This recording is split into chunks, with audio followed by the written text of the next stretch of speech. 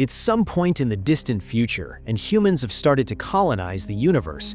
The off-Earth military contract company, Exor, housed in a huge complex in the sky, looks down upon a desolate world that is home to a penal colony and the capital city of Osiris.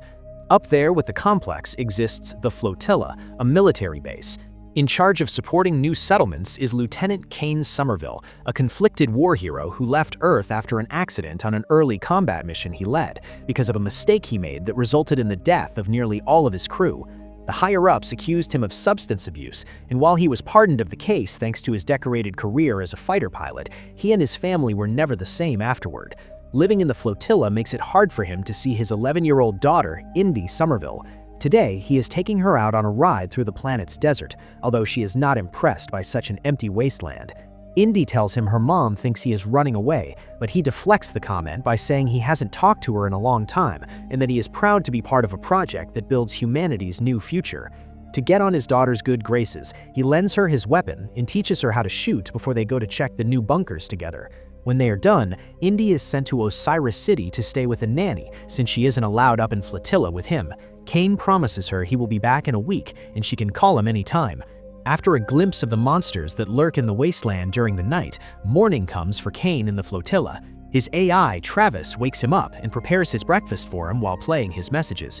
Kane ignores the ones from a coworker and his wife, but he does listen to Indy's while looking at some reports. The message is suddenly cut short, however, and when Kane asks Travis to restore it, the AI says it can't because all communications to the surface have been temporarily disrupted after disturbances in prison. The person in charge of the Exor complex is General Linex, who is considered the kind of person that is more concerned with her own place in the universe than the people who actually live in it. She is currently receiving a status report of the colony after the prison has been breached. Some creatures that Exor itself created have gotten inside and have been killing prisoners. The outer cities are also gone, and it is a matter of time before the monsters kill everyone on the surface. The Colonel wants to save as many lives as possible, but Linex thinks this will destroy the reputation of the company, so she decides to call a meeting to present an alternative plan.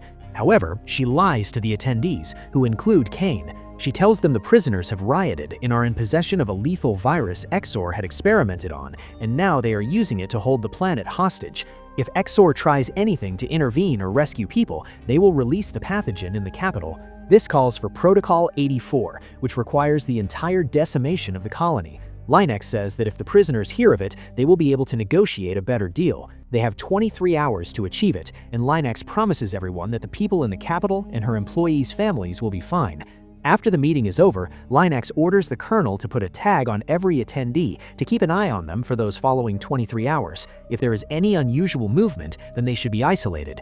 Desperate after hearing the news, Kane tries to contact Indy to no avail, and when Kane asks Travis for reports on the prison incident, he is told they are classified. The Colonel takes pity on him, and for the sake of their friendship, he tells Kane the truth. There is no virus. What Exor has been secretly working on all these years is the creation of creatures called Ragged that would be shipped and used in the creation of new colonies. There is no hostage situation. The monsters have escaped and are moving towards the main city.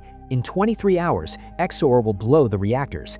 Kane gets angry with him for having been lied to and allowed to bring his family when he knew what was going on under the surface, but the Colonel doesn't have time to argue. He tells Kane that they are going to lock down the hangar bay in 20 minutes, after which nobody will be able to enter or leave the station. Kane decides to do what he does best, piloting. He steals a ship and leaves the station, flying with outstanding talent to dodge the shooting from the officers that chase him. But when he forces this ship to exceed G-force to destroy the last Exor guard, he begins to lose consciousness and the emergency system takes over, ejecting his seat. Snapping out of it at the last second, Kane manages to take off his seatbelt and open the parachute, allowing him to safely land in the water. That is, until he stands up and a mysterious figure knocks him out with a weapon. Kane wakes up on the ground and finds the person that dragged him there is Cy Limbrock, who is now pointing a gun at him. He tries to explain the situation by using a lie about the prisoners having access to the reactors, but turns out Cy was a nurse at the prison, so he knows he isn't telling the truth. To convince him of his story about the planet going to blow up soon, Kane tells him he wants to save his daughter, who is currently staying at the capital, and that he will give Cy access to a safety bunker if he helps him rescue her, so Cy accepts.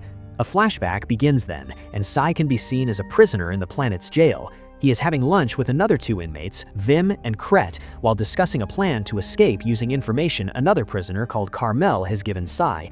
Kret thinks it's a suicide mission, but Sai thinks the time is now or never, so Kret and Vim agree to it when they get confirmation that Bostock and his group are also in. For the next step of the plan, all of them need to be in solitary confinement to find the right exit. Carmel tries to be sent to solitary, but instead he is dragged into a meeting with Warden Mordain, who makes fun of him for being religious and tells him he won't send him to solitary anymore, before beating him up while two officers hold him. Meanwhile, Sai starts a fight in the mess hall, which is interrupted by Mordain and the guards, who, to everyone's surprise, allow the fight to continue as long as the crowd behaves. Since this is part of the plan, Kret doesn't behave and hurts the man hitting Sai, inciting a riot and causing the guards to get involved to stop them. The prisoners are sent to solitary, which consists of special rotating cells with flashing lights that can have maddening effects on the prisoners' minds. Sai is staying there too, until Mordain comes to take him and Vim away for a very special purpose. Back in the present, Sai points out to Kane that they won't make it to the capital in time. Kane says on foot they won't, but there's a contraband outpost beyond the mountains where they can find a vehicle. Their talk is interrupted when ships fly by and the men crouch to hide in the tall grass. This means Exor is already looking for Kane.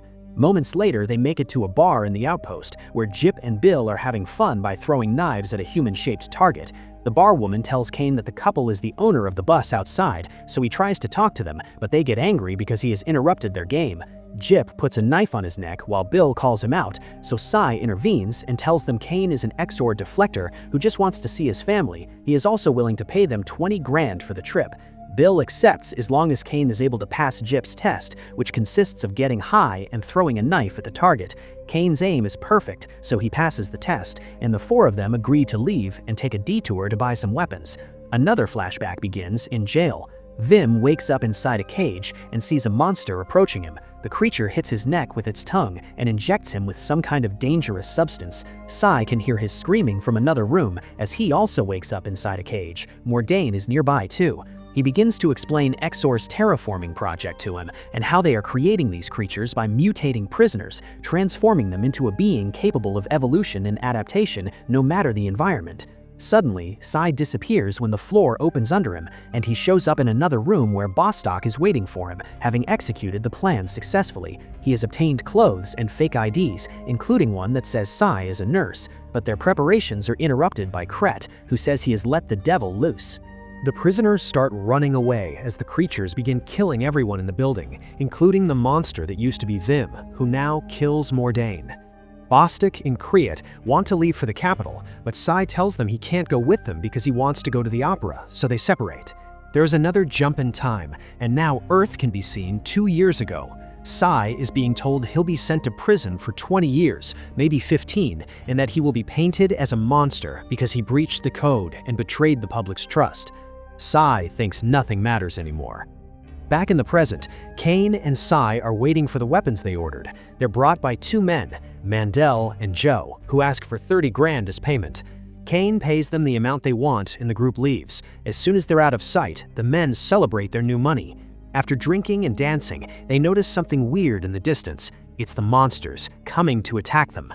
Joe and Mandel try to defend themselves by shooting them through the windows, but while they manage to kill a couple, the rest of the creatures still get inside their shack. Joe sees no other option but to detonate a grenade. Later in the evening, Kane is telling everyone else on the bus about the monsters and the bomb that will go out in 4 hours. They have a philosophical talk about how they got there, destiny and consequences. They also chat about the ethics behind using prisoners for free labor.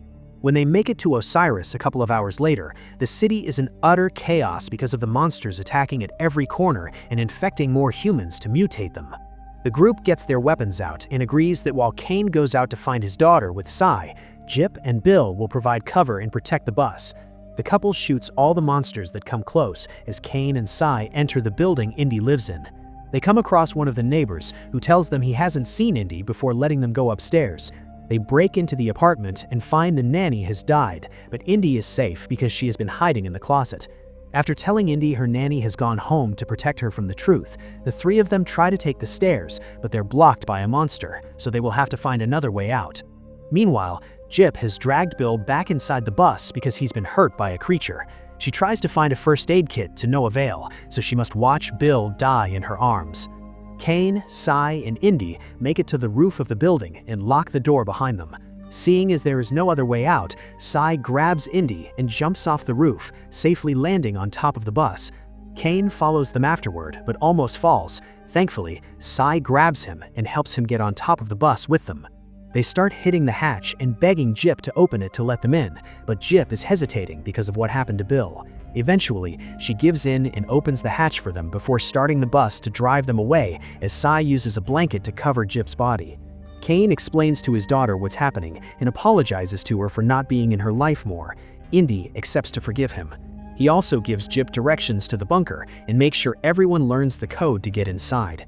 In the Exor complex, Linux is in the process of starting Protocol 84 when she's informed of a bus approaching one of their bunkers, so she sends a ship after them.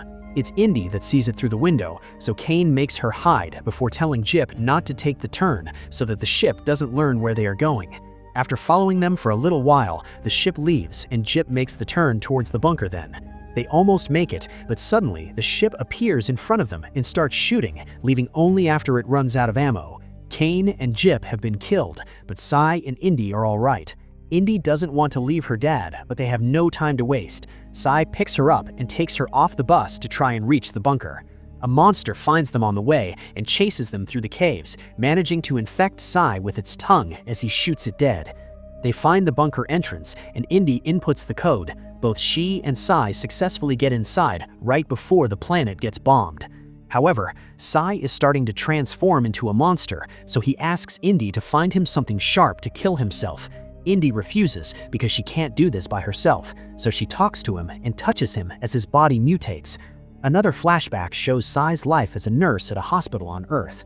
He goes through a breakdown when the patients they bring in are his wife and daughter, and neither of them makes it, so he abuses his position as a nurse to enter the room of the guy that caused the accident that has killed his family, to punch him and try to choke him before security stops him. Back in the present, many days have passed since the explosion. Two explorers find the bunker and see Indy in the distance, wearing a spacesuit. They're attacked by Sai, who has become a monster but has kept some rationality thanks to Indy, and after killing one explorer, they use the chance to interrogate the other about what's going on out there. The explorer explains that Flotilla is on its way back to Earth because it was recalled after the disaster, and the story they're telling everyone is that prisoners revolted and took control of the reactors, causing a meltdown with no survivors. Indy tells her that if she wants to live, she'll take her and Sai to the flotilla undetected. The only woman has no other choice but to accept. They board the explorer's ship, and the woman watches Indy and Sai interact through sign language before Indy pets his head and holds his hand, telling him they're finally going home and saying goodbye to her dad.